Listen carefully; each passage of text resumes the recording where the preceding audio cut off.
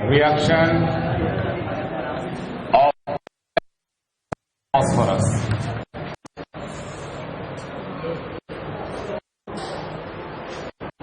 Reaction of Hi plus red phosphorus.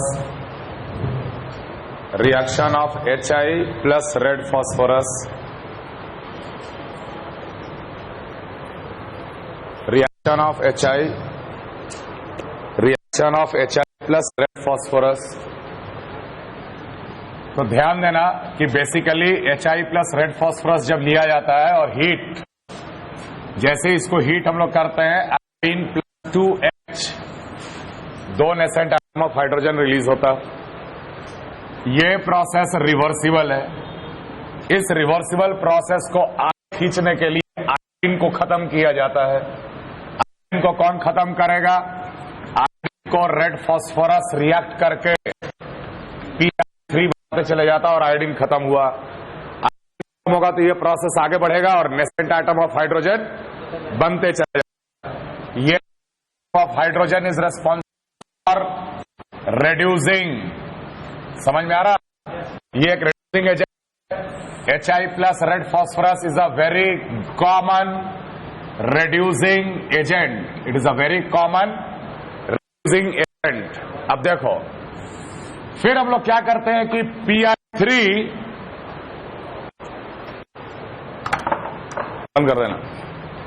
फिर हम लोग क्या करते हैं कि इसमें Pi3 में वाटर मिलाते ही ये बना लेता है H3PO3 और Hi gets regenerated. Hi gets regenerated. Hi फिर से बनने लगता ताकि वो पहला स्टेप का रिएक्शन शो कर पाए।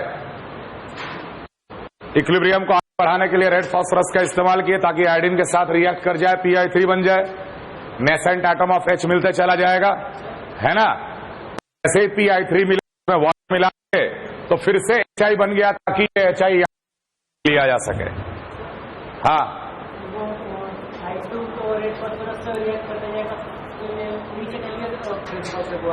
ऑब्वियस सी बात है, इक्विलिब्रियम पे अगर प्रोडक्ट को हटाओगे तो रिएक्शन आगे बढ़ेगा। बिल्कुल। नेसेंट एटम ऑफ H क्या करेगा? कहीं जाकर जुड़ जाएगा और कोई भी सब्सटेंस जब H गेन करता है तो वो रिड्यूस होता है। Combined all together reducing agent की तरह बिहेव कर रहा है क्योंकि वो nascent atom of hydrogen generate कर रहा है। अब जैसे अल्कोहल्स को अगर आप ट्रीट करोगे, ROH एक अल्कोहल है, इसको ट्रीट किया जाता है Hi प्लस रेड फॉस्फोरस के साथ, तो ये क्या देगा? 2H दिया। Hi प्लस रेड फॉस्फोरस क्या दिया? 2 हाइड्रोजन। इसमें से एक HOH हटाकर वाटर बना लेगा और बाकी का एक H R डॉट के साथ जुड़ के अल्केन। प्लस रेड फॉस्फोरस अगर अल्कोहल के साथ है तो सीधे OH हटा के H जोड़ देना। समझ में आ रहा है? अल्डिहाइड अगर हुआ, अगर इसको ट्रीट कर दिया गया रेड फॉस्फोरस के साथ 2H, सबसे पहले ये दोनों H इस पाई बॉन्ड के साथ जुड़ जाएगा। एक H यहां पर, एक H यहां पर। पाई बॉन्ड मान ले ब्रेक कर गया होमोलॉजिकली, कार्बन डॉट O डॉट, एक H डॉट यहां पर, दूसरा H डॉट यहां पर। अल्टीमेटली क्या बन जाएगा?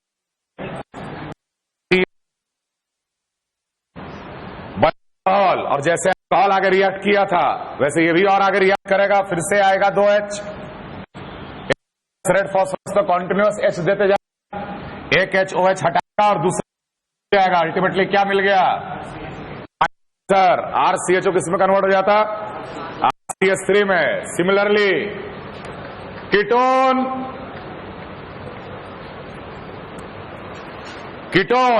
अगर कीटोन ट्रीट कर दो Hi प्लस रेड फॉस्फोरस के साथ, 2H, सबसे पहले कार्बन और ऑक्सीजन को H मिला, बॉन्ड खत्म हुआ, RCHOH R2, उसके बाद फिर आएगा 2H, एक H हटाएगा OH को और दूसरा H जाकर जुड़ जाएगा, तो अल्टीमेटली R1CH2 R2। आपको करना क्या है? C डबल बॉन्डेड O को CH2 में कन्वर्ट कर देना। C डबल बॉन्डेड O को CH2 में कन्वर्ट कर देना है। Cyanides RCN treated with HI plus red phosphorus, पहला आया 2H, दोनों पाई बॉन्ड के साथ जुड़ा, RCH double bonded NH, triple bond double bond में कन्वर्ट हो गया, ये बन गया RCH2 NH2, 1 डिग्री का अमीन। साइनाइड को जब हम लोग HI रेड फॉस्फोरस के साथ करते हैं तो 1 डिग्री का अमीन मिलता है। अब यहां से मत करना कि सर एक H आएगा NH2 को हटा लेगा। Carbon nitrogen bond is stronger and ammonia is a very poor leaving group. पढ़ोगे आगे, ये रिएक्शन अमीन तक रुक जाता है। सिमिलरली आइसोसाइनाइड्स RNC अगर हुआ और HI प्लस रेड फॉस्फोरस के साथ ट्रीट कर दिए, नेसेंट एटम ऑफ हाइड्रोजन का सोर्स, ये बन जाता है RNHCH3, 2 डिग्री का अमीन। नाइट्रोजन कार्बन का बॉन्ड सिंगल बॉन्ड में कन्वर्ट हो जाएगा, RNHCH3। ध्यान रखना, acids RCOOH, nascent atom of H, no reaction. Acid से रेड्यूस नहीं होता क्योंकि HI प्लस रेड फॉस्फोरस का ऑक्सीडाइजिंग पावर उतना भी नहीं है, रेड्यूसिंग पावर उतना भी नहीं है जो एसिड को रेड्यूस कर पाए। एक बात आपको ध्यान में रखना पड़ेगा यहां पर कि carboxylic acid does not gate reduced. 1 degree carbene, किसको? अमीन बोले, अमीन। 1 degree amine, 2 degree amine. Copy करो यहां तक।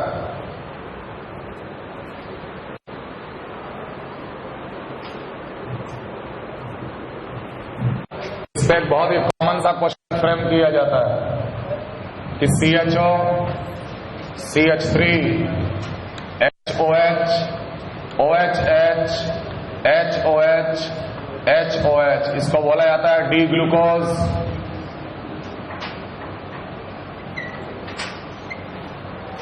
डी ग्लूकोज, ग्लूकोज का फॉर्मूला है ये। इसको हम लोग ट्रीट कर दें HI plus red phosphorus excess, और अगर डी ग्लूकोज को सबसे पहले हम लोग ट्रीट कर दें डाइल्यूट HNO3 के साथ।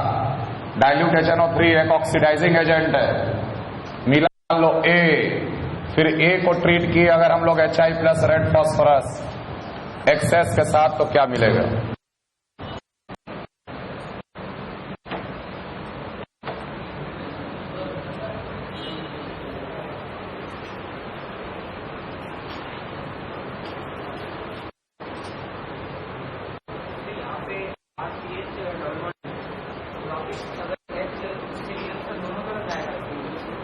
क्या क्या यहाँ से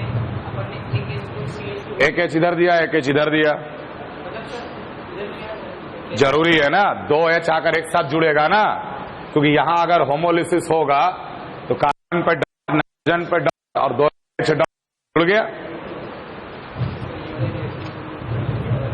कार्बोक्सिलिक एसिड वाली ऑक्सीडेशन रिडक्शन जो है ना, वो पोटेंशियल पे डिपेंड करता है। कार्बोक्सिलिक एसिड का रिडक्शन पोटेंशियल बहुत कम है, उसको बहुत स्ट्रॉन्ग रिड्यूसिंग एजेंट चाहिए, और HI प्लस रेड फॉस्फोरस इतना रिड्यूसिंग एजेंट का पावर नहीं है कि वो कार्बोक्सिलिक एसिड को रिड्यूस कर दे। मीडियम नहीं नहीं, अलग, हाँ mild oxidising, mild reducing agent मान सकते हो इसे। क्या ये पहले में सबसे स्ट्रॉन्ग बोलना बहुत मुश्किल है, बहुत सारे हैं। There are many reducing agent, there are many oxidising agents, different potential है उनका, बहुत सारे हैं। हम एक बोलेंगे तो उससे भी स्ट्रांग एक निकल के आ जाएगा। हाँ नहीं, तो इलेक्ट्रोलाइटिक रिडक्शन अलग होता है, रिएजेंट वाला रिडक्शन अलग होता है। आखिर होता है इलेक्ट्रॉन ट्रांसफर की वजह से ही। तुम बैटरी लगा के रिड्यूस करो या बीकर में रिएक्शन करा के रिड्यूस करो, एनीवे रेडॉक्स रिएक्शन ही चल रहा है। सबसे स्ट्रॉन्ग तो बैटरी वाला ही ना, वो सीधे इलेक्ट्रॉन पिला रहा है। नहीं, तो डिपेंड कर रहा है ना कि आप बैटरी कितने वोल्ट का लगाओ, वही तो पोटेंशियल होता है। अगर एक सब बैटरी में भी तो केमिकल ही है यार, केमिकल ही तो इलेक्ट्रॉन दे रहा ना, वही बात हो गई। HI plus red phosphorus excess क्या करेंगे? यहां का CHO किस में कन्वर्ट हो जाएगा? CH3। और बाकी जितने OH है OH को हटा के H लगाते चले जाओगे तो ultimately CH3 CH2 CH2 CH2 CH2 CH3 क्या बन गया ये? N hexane 2 3 4 5 6। Sir glucose becomes N hexane when treated with HI plus red phosphorus hexane। और ग्लूकोज को अगर एक माइल्ड ऑक्सीडाइजिंग एजेंट के साथ ट्रीट कर दो तो ये रिएक्शन जो हम बता दे रहे हैं, ये रिएक्शन आप आगे भी पढ़ोगे अल्डिहाइड का ऑक्सीडेशन रिडक्शन में। अल्डिहाइड जो है वो बहुत इजीली ऑक्सीडाइज हो जाता है, अल्कोहल का तो ऑक्सीडेशन नॉट पॉसिबल।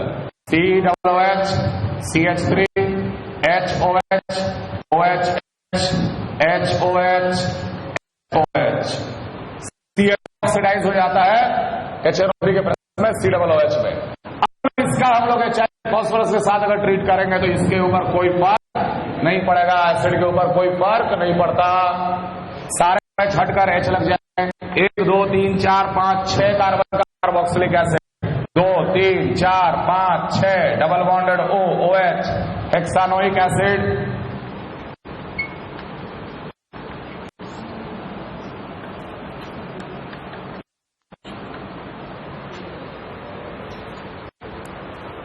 तो ग्लूकोज को अगर सीधे ट्रीट कर HI प्लस रेड फास्फोरस के साथ तो N हेक्सेन मिलता है। वही ग्लूकोज को जब हम लोग ट्रीट करते हैं dilute HNO3 then HI excess red phosphorus, तब हम लोग को मिलता है hexanoic acid.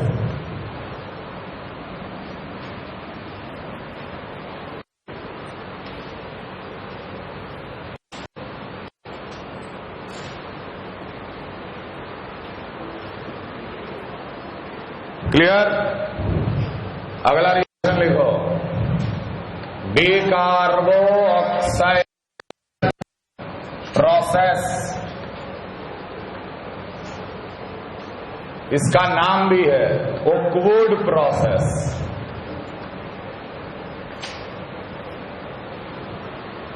Decarboxylation process, Oakwood process.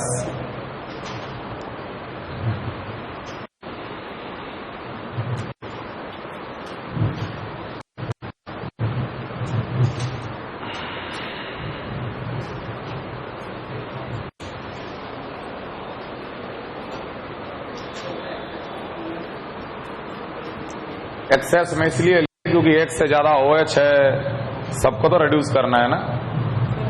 एक इक्विवेलेंट ले लेते तो एक ही जगह OH रिड्यूस होता।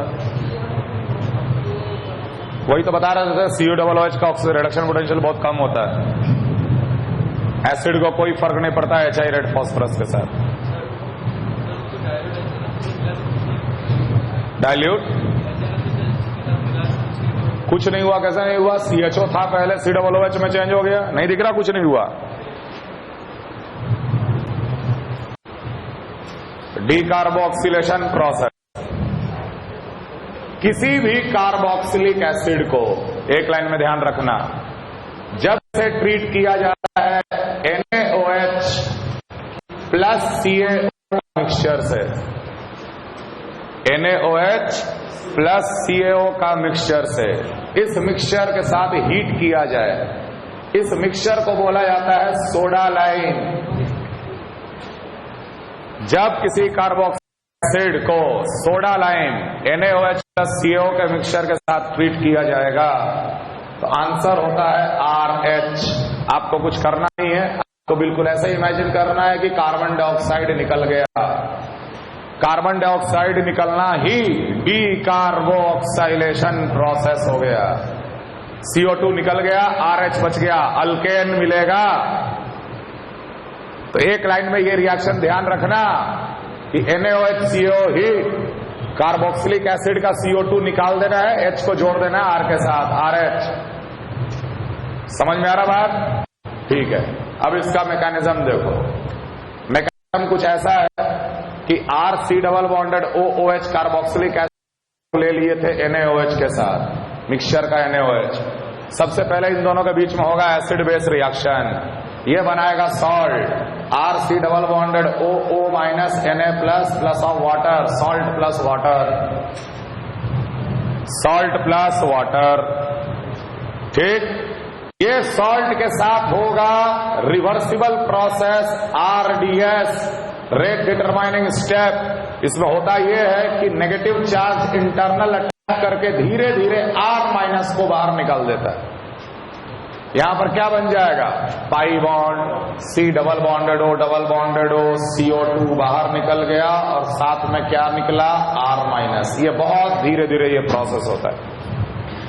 R- फिर से CO2 पे अटैक करके ये बना सकता। समझ में आ रहा है? ये प्रोसेस रिवर्सिबल होता है, ये प्रोसेस रिवर्सिबल होता है। ये रिवर्सिबल प्रोसेस को आगे खींचने के लिए भी NaOH मदद करता है, क्योंकि CO2 NaOH में डिसॉल्व होकर बना लेता है Na2CO3, और Na2CO3 में अगर क्विकला है तो ये आगे चल के बना लेगा CaCO3 प्रेसिपिटेट। रिएक्शन खींचा गया आगे की ओर, R- बनता चला गया। अब ध्यान दो, ये R का नेगेटिव चार्ज अगर कुछ ना कर पाए, क्या कर सकता है, पहले ये सोचो। ये रेजोनेंस कर सकता है, अगर रेजोनेंस का कंडीशन बन गया तो रेजोनेंस कर सकता है। हो सकता है कि इसके बगल वाले कार्बन पे Cl लगा हो तो इंटरनल अटैक मार के Cl को बाहर निकाल सकता है। बगल के बगल वाले कार्बन पे ब्रोमीन लगा हो तो फिर इंट्रामोलिकुलर अटैक करके ब्रोमीन को बाहर निकालेगा। 3 से लेकर 6 मेंबर तक का रिंग भी बना सकता है। ये सब बात तो पहले से ही जानते हो। अगर कुछ न कर पाए तो मीडियम में वाटर है ही, वाटर से एक H+ गेन करके ये बना लेगा RH। Final answer.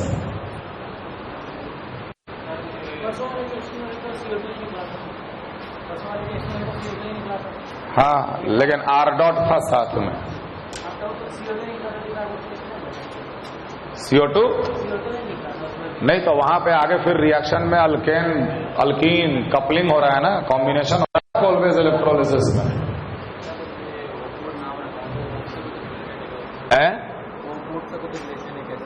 ओकूड नहीं खो जाता रिएक्शन। तेरा नाम क्या है? तेरा नाम क्या है बता? तो सौरभ रिएक्शन लिख दे, कोई दिक्कत नहीं है। तू भी एक नया रिएक्शन खोज निकाल तो सौरभ रिएक्शन नाम लिखाएगा तेरा नाम पे। नहीं तो जो भी नेम रिएक्शन होता है ना, उसी का वर्क होता है बेसिकली। समझ में आ रहा है?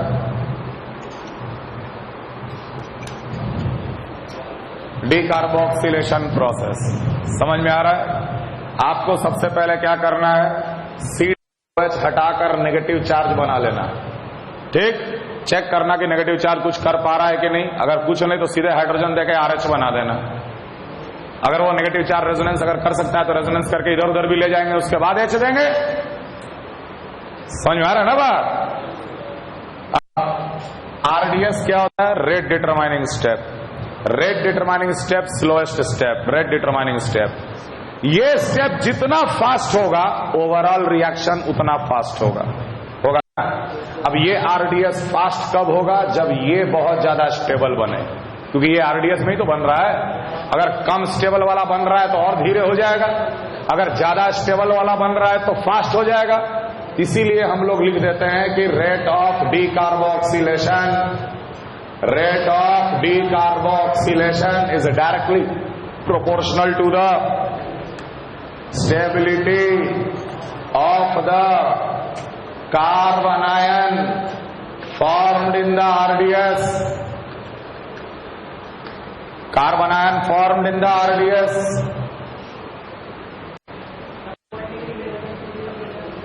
Carbon ion stability 1 degree greater than 2 degree greater than 3 degree.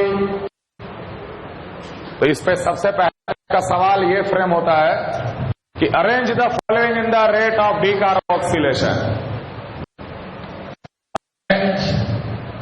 Then in the rate of decarboxylation,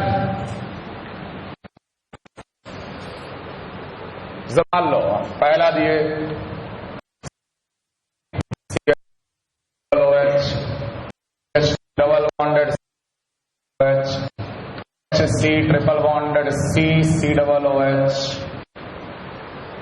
दूसरा दिए मान लो बेंजीन पे C डबल OH और यहां पर दे दिए CH2 C डबल OH। तीसरा दिए साइक्लोहेक्सेन पे COOH।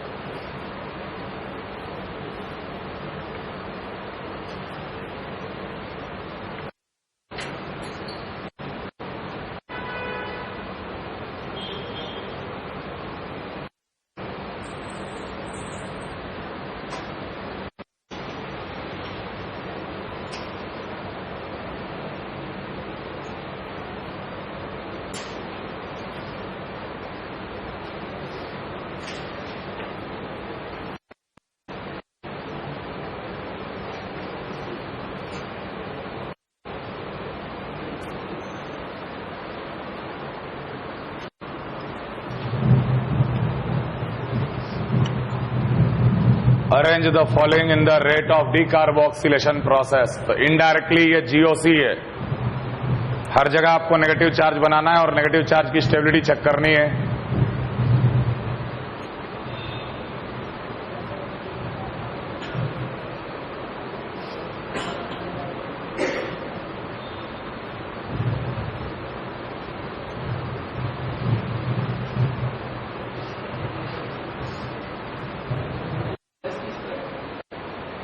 प्लस फास्फोरस पे प्लस नाइट्रोजन पे।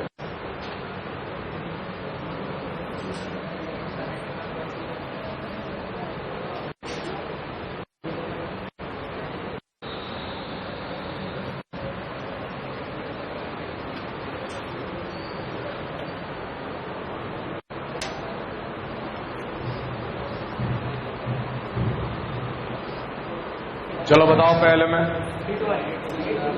हर जगह COOH का नेगेटिव चार्ज का नेगेटिव चार्ज, यह भी हटा नेगेटिव चार्ज। कौन सा नेगेटिव चार्ज सबसे स्टेबल? ट्रिपली बॉन्डेड कार्बन वाला, क्योंकि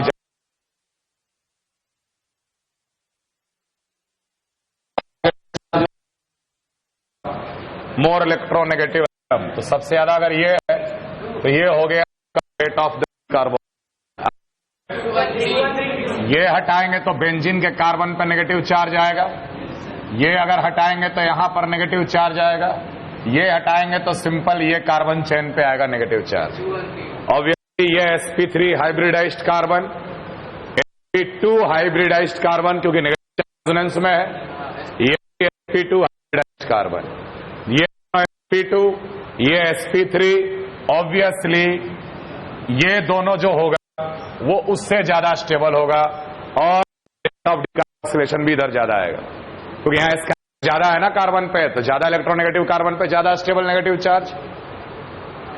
अब इन दोनों में ये भी sp2, ये भी sp2, रेजोनेंस, लेकिन यहां पर नो रेजोनेंस। बेंजीन का किसी भी बेंजीन के कार्बन पे किसी भी प्रकार का रेजोनेंस में पार्टिसिपेट नहीं करता है, क्योंकि वो चार्ज या पार्टिकल sp2 ऑर्बिटल होता है और sp2 वाला ऑर्बिटल p ऑर्बिटल के साथ नहीं करता। ये सबसे ज्यादा स्टेबल हो गया, इसलिए ऑर्डर हो गया 2 ग्रेटर देन 1 ग्रेटर देन 3। अगले में ये हटाए नेगेटिव चार्ज, ये हटाए नेगेटिव चार्ज, ये हटाए नेगेटिव चार्ज, ये भी हटाए नेगेटिव चार्ज। इस negative charge nitro Meta position से क्या शो कर रहा है? पैरा पोजीशन से क्या कर रहा है? प्लस है। नाइट्रो पैरा पोजीशन से माइनस है ना। तो जहां माइनस लग रहा है, इलेक्ट्रॉन खींचा जा रहा है, वो नेगेटिव चार्ज का स्टेबिलिटी क्या करेगा? बढ़ाएगा। माइनस चार्ज का स्टेबिलिटी माइनस इफेक्ट ही बढ़ाता है, माइनस और माइनस आई वाला बाकियों से। अब पहला और तीसरा में कौन ज्यादा स्टेबल? पहला, कि minus always dominates over minus से। तो एक ग्रेटर, एक प्लस इफेक्ट लग रहा है, एक जगह कुछ नहीं लग रहा। जो कुछ नहीं लग रहा वो ज्यादा स्टेबल, क्योंकि plus effect decreases the stability. Obviously चौथा देन दूसरा। अगले में sp3 carbon resonance 2 greater than 1। अगले में बता, अगर एक नंबर 2 नंबर बोल दिए तो 1 ग्रेटर देन 2 सी डबल। जैसे ही नेगेटिव का ना, ये रिंग एरोमेटिक हो जाएगा। देख, ये बेंजीन और ये बेंजीन, ये बीच वाला एरोमेटिक हो गया, 6 पाई के साथ एरोमेटिक। यहां पर भी ये हटा और नेगेटिव चार्ज आएगा तो ये भी एरोमेटिक हो जाएगा। तो एरोमेटिसिटी दोनों जगह आ रहा है। अब नाइट्रोजन के पास कोई वेकेंट डी ऑर्बिटल नहीं होता, फास्फोरस के पास वेकेंट डी ऑर्बिटल होता है। इसका बैक बॉन्डिंग भी हो जाएगा, मतलब यहां पर फास्फोरस बैक बॉन्डिंग के कारण एक्स्ट्रा स्टेबिलिटी दे रहा है, यहां नाइट्रोजन बैक बॉन्डिंग नहीं कर पाएगा। 2 greater than 1, 2 greater than 1। The reason is back bonding of phosphorus. अगले में, हाँ, नाइट्रोजन पे प्लस चार्ज अगर ज्यादा स्टेबल है, फास्फोरस पे कम है, उससे क्या मतलब है? हम तो नेगेटिव चार्ज का स्टेबिलिटी देखेंगे ना। हर जगह सी डबल ओ एच हटाओगे तो बेंजीन के कार्बन पे ही नेगेटिव चार्ज आएगा, और बेंजीन के कार्बन का नेगेटिव चार्ज कभी भी रेजोनेंस में पार्टिसिपेट। जीओसी में यह पढ़ाया गया होगा कि बेंजीन के कार्बन पे किसी भी प्रकार का चार्ज या रेडिकल सिर्फ इंडक्टिव इफेक्ट से स्टेबलाइज होता है, कोई रेजोनेंस नहीं। क्लोई plus M plus H minus H नहीं, ओनली प्लस आई और माइनस आई। ये NO2 चौथे कार्बन से माइनस आई शो कर रहा है, ये तीसरे कार्बन से माइनस आई शो कर रहा है, ये दूसरे कार्बन से ही माइनस आई शो कर रहा है। सबसे ज्यादा माइनस आई कौन शो कर रहा? जो सबसे करीब है। ज्यादा माइनस आई ज्यादा स्टेबल, क्योंकि माइनस आई नेगेटिव चार्ज का स्टेबिलिटी बढ़ाता है। 3 greater than 2 greater than 1।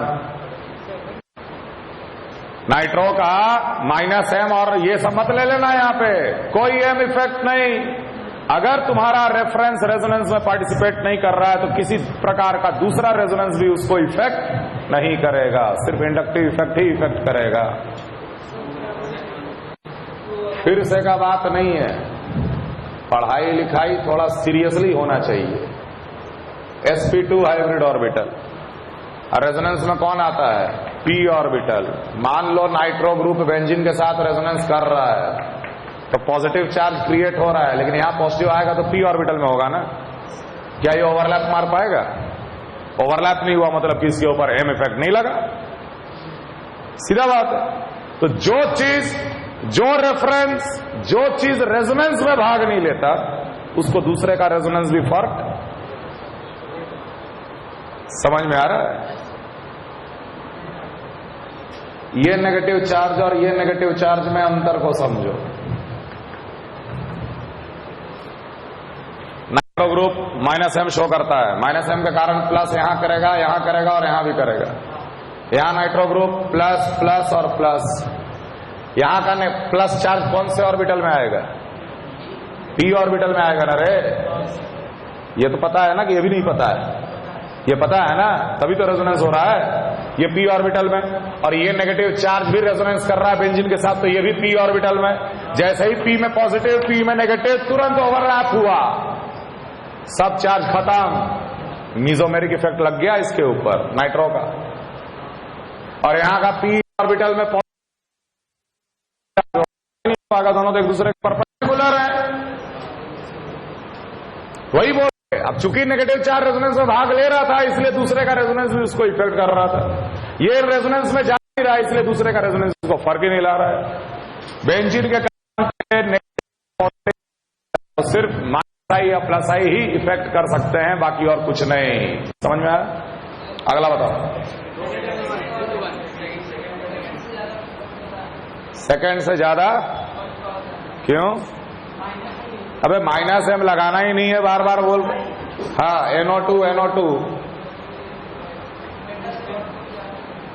Meta से ऑर्थो पे ज्यादा होता है, ऑर्थो दिख रहा है।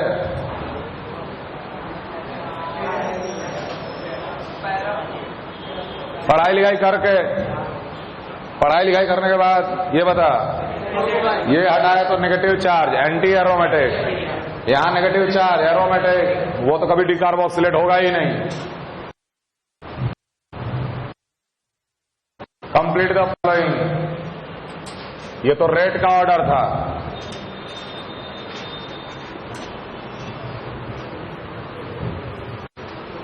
Complete the following, pH COOH SL heat मतलब soda lime heat, RSO3H soda lime heat, RSO2H soda heat, cyclohexane carboxylic acid soda lime heat, C double bond C carbon 14 COH soda lime heat, CH3 CHCl CH2 C double OH soda lime heat,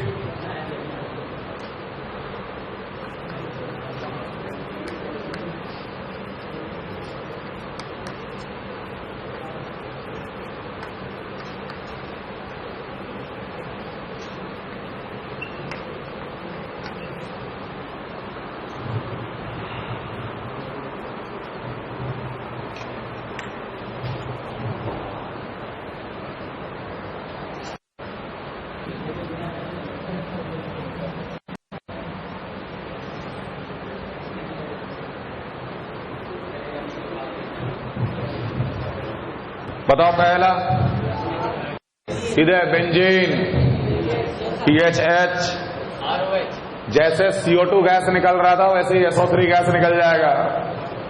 RH, यहां से SO2 gas निकलेगा। RH, तो decarboxylation process भी डीसल्फोनेशन type का होता है एक तरह से। SO2H और SO3H को भी हटाने में सेम प्रोसेस, सेम मैकेनिज्म। अरे जब कार्बन डाइऑक्साइड गैस निकल सकता था यहां से, वैसे ही SO3 गैस और SO2 गैस भी निकले। समझ में आ रहा है? यहां भी COOH हटा है, नेगेटिव चार्ज, ये नेगेटिव चार्ज कुछ कर पाएगा क्या? सीधे साइक्लोहेक्सेन, यहां पर कितने प्रोडक्ट? 2 प्रोडक्ट। COOH हटा तो नेगेटिव चार्ज, हो सकता है नेगेटिव चार्ज वाटर से H ले ले, तो carbon carbon double bond CH314 बन जाएगा, है ना, पहला प्रोडक्ट। और अगर नेगेटिव चार्ज रेजोनेंस करके आ गया इस कार्बन पे, तो अल्टीमेटली ये बन जाएगा CH3CH डबल बॉन्डेड CH2, ये 40 रेजोनेंस के बाद, है कि नहीं? अगले में बताओ, COOH हटाए, नेगेटिव चार्ज बनाए, नेगेटिव चार्ज रुकेगा थोड़ी, तुरंत इंटरनल अटैक करके सीधे Cl, हैलोजन शिफ्ट का है मैडम, यहां पे रेडिकल थोड़ी है, नेगेटिव चार्ज है, नेगेटिव चार्ज बना, तुरंत इंटरनल अटैक, Cl माइनस बाहर, अल्टीमेटली क्या answer? CH3 CH double bonded CH2, final answer.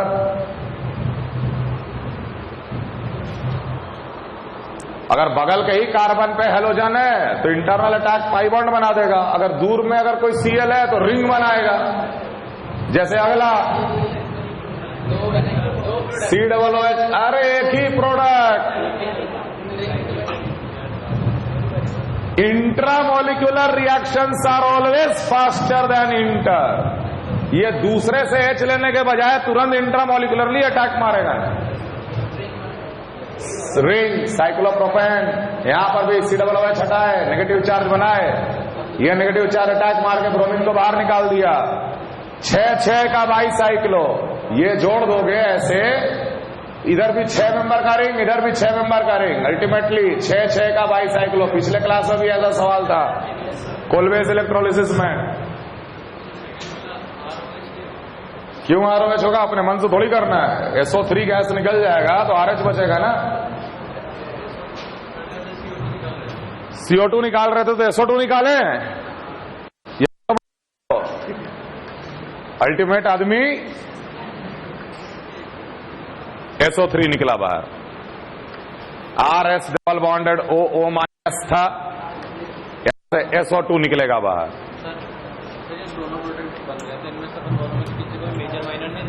इसमें दोनों बराबर क्वांटिटी में बनेगा। कार्बन का 12 और कार्बन का 14 फर्क बिल्कुल नहीं लाएगा नेगेटिव चार्ज की स्टेबिलिटी पे। ये वाला यहां नेगेटिव चार्ज है और यहां पर एक लिविंग ग्रुप है। ये इंट्रामोलिकुलर वुर्ज बताया था ना पिछले क्लास में, कार्बोनायन मैकेनिज्म से वुर्ज रिएक्शन बताए थे। ये नेगेटिव चार्ज जाके इंट्रामोलिकुलरली अटैक करके ब्रोमीन को बाहर निकाल देगा। 3 मेंबर का ring, clear?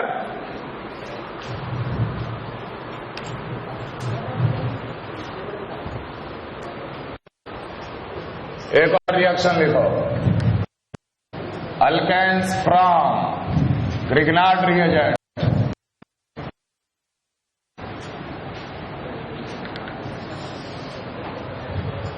Alkanes from Grignard reagent. What is Grignard reagent? RMgX या PHMgX, अल्काइल या फिनाइल मैग्नीशियम हैलाइड को ग्रिग्नार्ड रिएजेंट बोला जाता है। RMgX PHMgX, X क्या है? मैग्नीशियम हैलाइड या phenyl magnesium halide are called Grignard reagent. अब ये ग्रिग्नार्ड रिएजेंट कैसे बनता है वो तो हम लोग ग्रिग्नार्ड रिएजेंट टॉपिक में देखेंगे। ये रिएजेंट को बोले CH3 MgBr ग्रिग्नार्ड रिएजेंट है। Methyl magnesium bromide Grignard reagent है। तो हर रिएजेंट को जनरली रिप्रेजेंट किया जाता है RGX, PHMgX।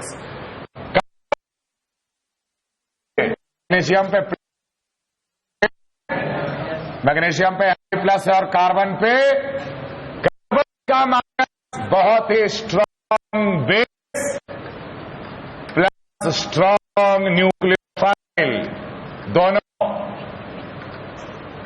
स्ट्रॉन्ग बेस भी होता है और स्ट्रॉन्ग न्यूक्लियोफाइल भी होता है। अब स्ट्रॉन्ग बेस का क्या प्रॉपर्टी है? कहीं भी एसिडिक H मिला तो H+ ले लेगा, है कि नहीं? जैसे अगर ग्रिग्नार्ड रिएजेंट को वाटर के साथ कांटेक्ट में लाओ तो R- जो है यहीं से एक H+ गेन करके RH, और मैग्नीशियम के साथ तो एक X था ही, अब एक OH भी जुड़ जाएगा। समझ में आया? क्या बन गया?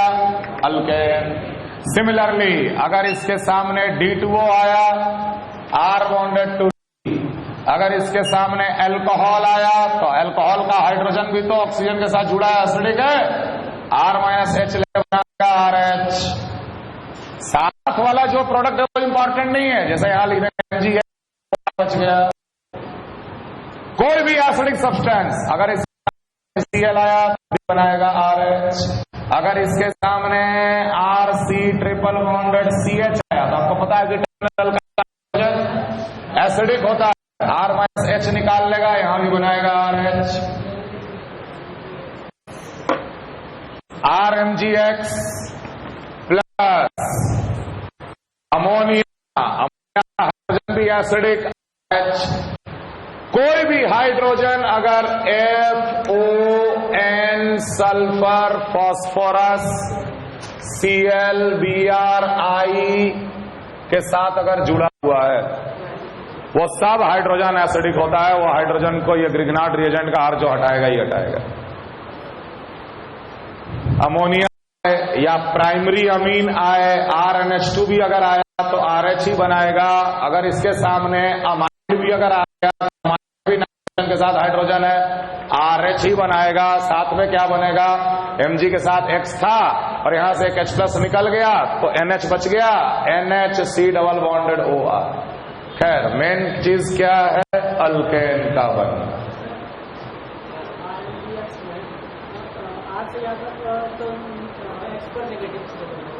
R X पे भी नेगेटिव है, R पे भी नेगेटिव है, Mg पे 2+ है। हम एक ही बॉन्ड को एक्सप्लेन किए हैं, R और Mg वाला।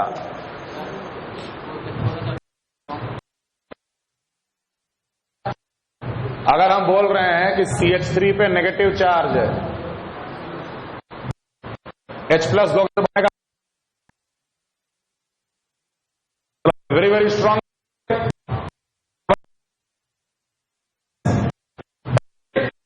सबसे कम इलेक्ट्रॉनिक, कम से कम N पे नेगेटिव, O नेगेटिव, और इसलिए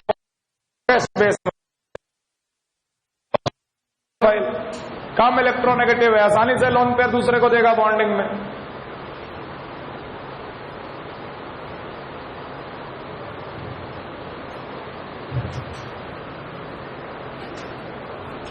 क्लियर क्लियर, समझ में आ रहा है?